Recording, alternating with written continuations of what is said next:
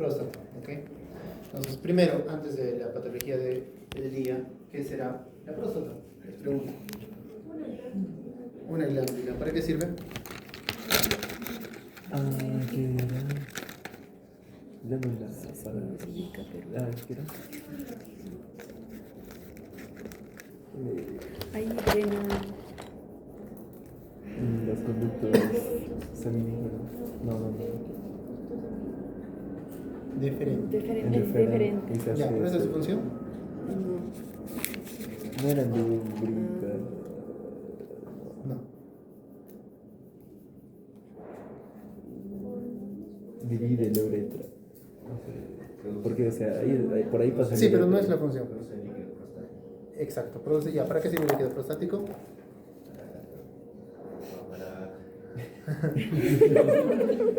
No ofenderás, son 12 y nadie me puede responder. ¿Para qué sirve la próstata? 20. Falta para analizar las ideas de...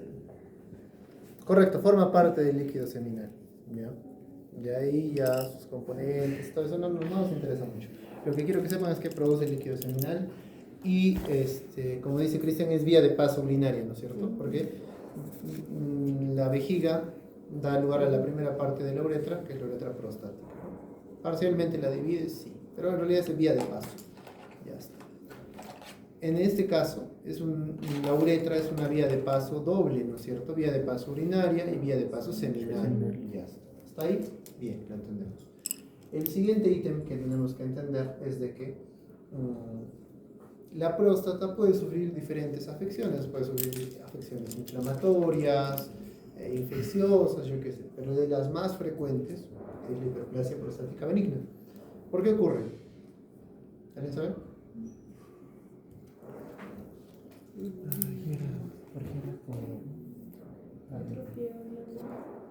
Claro, se genera una hiperplasia. No, es una hiperplasia. Es una hiperplasia, en efecto, pero ¿por qué ocurre? Es por un...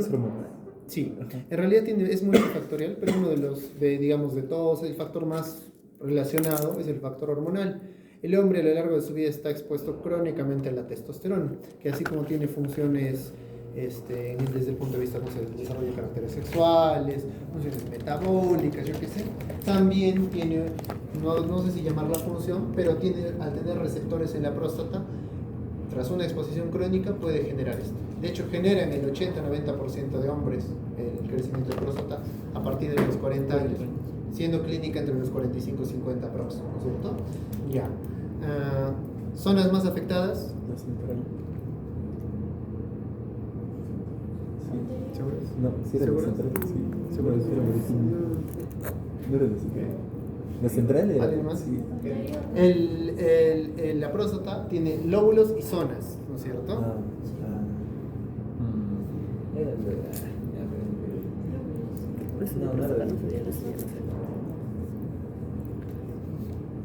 Ya. Si no estoy mal, les prometo revisarlo ahorita.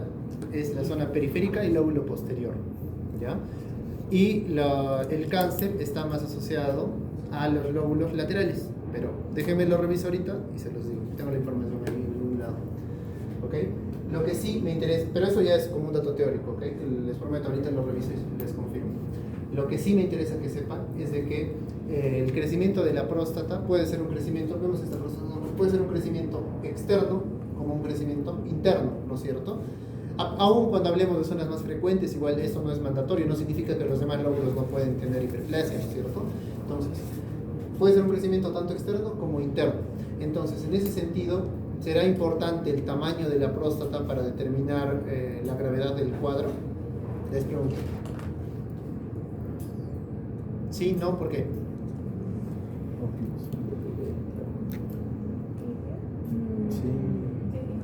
Que si será importante el tamaño de la próstata para el pronóstico del paciente, para su cuadro clínico, etc. Sí. ¿Por qué? Sí, está. Hay dificultad para Es decir, ¿una próstata más grande es sinónimo de mayor obstrucción? Sí. No, depende. ¿En dónde está? Claro, ¿dónde está? Depende Por si es eso, periférico. por eso era mi pregunta, de si el tamaño, en este caso, será importante para la clínica de mi paciente. No necesariamente, la respuesta correcta es no necesariamente. es más importante cuánto comprime la uretra que mi tamaño en general, porque puedo tener, de hecho hay próstatas gigantes, pero que como no tienen un grado de obstrucción, pues no importa, ni hay que hacer nada con ese paciente. ¿Por qué? Porque mientras siga creciendo para afuera, nunca va a ser suficientemente sintomática, entonces nuestro paciente tranquilo. ¿Por qué? Porque la evolución de la hiperplasia a cáncer es bajísima, no tiene relación, son dos enfermedades diferentes, la hiperplasia y el cáncer. No es como decir Barrett y adenocarcinoma, no es como decir NIC y cáncer de cervix, no es un camino al cáncer, ¿ok? Siempre confundimos eso y no tienen que ver, ¿ok? Son dos enfermedades diferentes, pero ¿por qué los estudiamos juntas? Porque tienen los mismos síntomas, nada más por eso. ¿Cuáles serán mis síntomas de cáncer de próstata? Pues obviamente si genera va a ser obstructiva. Entonces, por eso cuando yo tengo un paciente con síntomas obstructivos, voy a hacerle mi tamizaje de cáncer de próstata porque el primero es lo malo, ¿no? Entonces, se hace tacto rectal con PSA, que es el dosaje combinado. ¿Ok? ¿No es cierto? Entonces, ya, hasta ahí vamos. Pero nos centramos en hiperplasia de próstata. Entonces, en hiperplasia, ¿qué voy a tener? Me habían dicho que era la próstata, una glándula, ¿no es cierto? Entonces, mi hiperplasia, ¿dónde estará? Glándulas, ¿no es cierto? Ya, entonces veo glándula y miren las células, ¿no es cierto? Están aumentadas en número, ¿no es cierto? Ya está. Tengo una hiperplasia glandular. Además de la hiperplasia vamos a encontrar otra característica y esa otra característica va a ser, ¿se dan cuenta de estos tractos? Sí. Pero estos tractos tienen algo particular. Tienen áreas donde no hay núcleos, ¿no es cierto? Miren, solo es fibróticas y hay áreas nucleadas, ¿no es cierto? Entonces, y son núcleos alargados, o sea, musculares, entonces son tractos fibromusculares, ¿ok? Entonces, estos tractos fibromusculares tienen incluso una característica extra particular, de que no solo están circundando a las glándulas hiperplásicas, sino también están circundando áreas de tejido más grande, que incluso si lo vemos macroscópicamente se puede observar. ¿Se dan cuenta que se forman estas formaciones circulares? A estas formaciones circulares vamos a llamar nódulos prostáticos, ¿ok? Y están precisamente dadas por estas circunscripciones por este tejido fibromuscular, ¿ok? Entonces, si nos ordenamos, la hiperplasia prostática benigna será eso, será primer punto será la hiperplasia, aumento del número de células glandulares, de epitelio glandular. Nuestro segundo punto será precisamente la aparición de este tejido fibromuscular, caracterizado por áreas eosinófilas que tienen áreas con núcleos y áreas sin núcleos. ¿Ya? Eso es el tejido fibromuscular. Tercer punto será que este tejido fibromuscular no solo está circunscribiendo a las glándulas hiperplásicas, sino también áreas de tejido más amplias, más grandes. Y como lo hacen áreas de tejido más grandes, macroscópicamente se pueden ver como áreas circulares que llamaremos nódulos hiperplásicos. Y ya está, eso es todo. ¿Ya? Ya, vamos a pasar al microscopio. Pueden agarrar y pueden ir viendo, ¿ya? ¿Qué más? Mientras van pasando, les comento entonces el tema de la hiperplasia y el cáncer va en el sentido de que son enfermedades diferentes, como han visto, van por lóbulos diferentes, pero la clínica es similar, entonces en ese sentido, por eso se hace esa clasificación.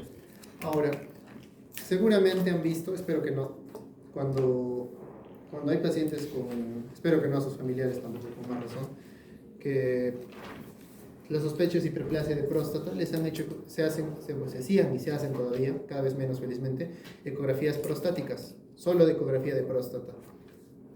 ¿Ya? Entonces, visto lo dicho anteriormente, ¿tendrá alguna utilidad hacer una ecografía para cuantificar el volumen de la próstata? No, ¿no es cierto? ¿Por qué hacemos entonces? Uno, en el contexto de una ecografía más amplia, que es la ecografía renovesicoprostática. En ese contexto sí nos va a servir. ¿Por qué? Porque a través de la visualización del riñón y de la vejiga, yo determinaré el grado de obstrucción. Y de acuerdo a eso, veré si mi paciente necesita operarse o no. Entonces, si de acuerdo al grado de obstrucción ya he determinado que mi paciente sí necesita operarse, medir el tamaño de la próstata me servirá para elegir la técnica quirúrgica. Es decir, si voy a hacer una cirugía abierta o puedo, si es una próstata pequeña, puedo optar por una resección transuretral, ¿no? Pero solo servirá para eso una vez que yo ya sé que mi paciente va a ir a cirugía y que ya sé que mi paciente tiene una hiperplasia de próstata. ¿Ya? No es para, o sea, no, una ecografía de próstata sola no sirve para nada. Así que por favor, no quiero verlos pidiendo ecografías de próstata sola. Si tienes un paciente, pide la ecografía renovésico prostática. ¿Qué voy a hacer con eso? Voy a medirle, le voy a hacer tomar agua a mi paciente, le voy a medir la cantidad del volumen de la vejiga antes y luego lo mando a orinar, vuelve y le vuelvo a medir el volumen postmiccional. Entonces voy a hacer una diferencia entre el volumen previo y el volumen nuevo para ver el nivel de obstrucción. Eso es uno. Y dos, ¿qué pasa si tengo un nivel de obstrucción muy alto? Pasará que esa vejiga en algún punto no va a aguantar y tendrá que desfogar por algún lado y hará reflujo, vencerá sus válvulas, ¿no es cierto? Y hará reflujo vésico-ureteral. ¿Y qué debería encontrar en ese caso en riñones? Hidronefrosis, ¿no es cierto? Entonces, esos datos de vejiga y de riñón serán mucho más útiles que mirar la próstata solo. En realidad eso me determina si mi paciente necesita un tratamiento quirúrgico o no.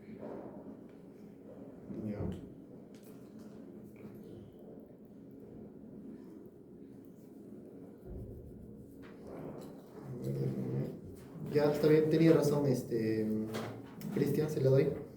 El cáncer de próstata tiene su localización en la zona periférica y lóbulo posterior, ¿ya? Mientras que la hiperplasia benigna de próstata está en zona transicional y en los lóbulos laterales. ¿Ya? Se los voy a poner al grupo de delegados y los comparten a todos. ¿Ya? Porque creo que el primer grupo le he dado el dato incorrecto. No es para nuestro curso práctico en realidad, no. Solo es para que le he dado un dato incorrecto y lo quiero corregir.